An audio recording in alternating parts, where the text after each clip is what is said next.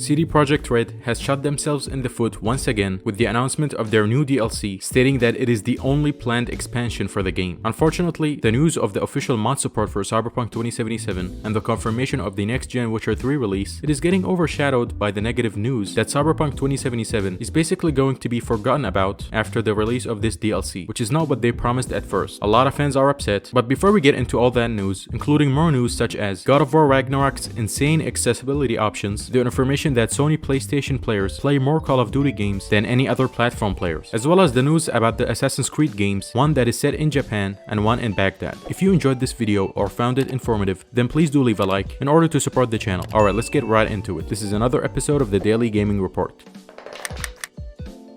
Hey, what's up guys, OP Gamer here, and the first news of the day is regarding Cyberpunk 2077, and unfortunately once again, CDPR just can't seem to catch a break, but the fault is really on them and not the fans. The fans are just reacting accordingly. The Phantom Liberty is the only expansion for the game. They announced that the Phantom Liberty will come to PS5 and Xbox Series X and S, as well as PC, but not on PS4 or Xbox One. So that's good news, right? Well yes, but it got overshadowed by the fact that this is the only expansion. Let's be real, even if this expansion is great, this game needs a lot more than just one expansion to save it. They also announced the next major update for Cyberpunk 2077, which has already released on September 6th. So if you like Cyberpunk 2077 and you're still playing it, I'm sure you already downloaded this update. So let me know how the game is right now. Is it much better than before? And is it worth playing now? But yeah, going over more news regarding Cyberpunk 2077, the game officially got mod support, which is another great news for the game. But unfortunately, I just don't think all these updates are enough to save this game. I was hoping for at least 3 expansions for the game in order to prolong its longevity. The game is so broken at launch and still suffers from a lot of things even today. I just got done playing it, and yes, the glitches are a lot less, but the overall game is still just a basic game. I always had a problem with the shooting mechanic in Cyberpunk 2077, as well as the enemy AI, the physics, and the repetitive side quests. These things really can't be fixed, and the news that only one expansion is getting released for this game is quite disappointing if I'm being honest. CD Projekt Red also revealed that this DLC plan didn't get the reaction that CDPR hoped for, meaning that CDPR was hoping that fans were super excited for this DLC, but as it turns out, fans were actually disappointed. Hopefully this DLC is absolutely amazing and flawless, as that is the only way I can see the game being alive again. Something tells me that won't happen, but we'll have to see. Hoping for the best. Alright, moving on to the next news is about God of War Ragnarok. As reported by Game Informer, God of War Ragnarok comes with a whopping 60 plus accessibility options, from auto sprinting down muddy roads to noticeable direction indicators for combat sequences. Camera navigation assistance orients the view towards current objectives. Platforming can be automated, and controller visualization lets streamers share moment-to-moment button inputs with wider audiences. They also released some new gameplay footage for the game that I will be showing here. The game looks absolutely amazing, and I've seen some people say that this game is too similar to the last game, but I don't see how that's a bad thing. The last game was absolutely amazing, so I don't know why they would change it. If it works, then don't change it. I'm sure the game will have better graphics and frame rate, as well as a deeper story and more gameplay mechanics and elements to it. So I'm super excited for this game, and I'm sure a lot of you are excited as well. The next news of the day is about Sony and Activision. So I'm sure everybody knows by now that Activision Blizzard is being bought by Microsoft. Well, it was revealed that Sony was Activision Blizzard's largest customer by revenue in 2020, with Microsoft ranking number 4. As reported by Game World Observer, when it comes to game sales,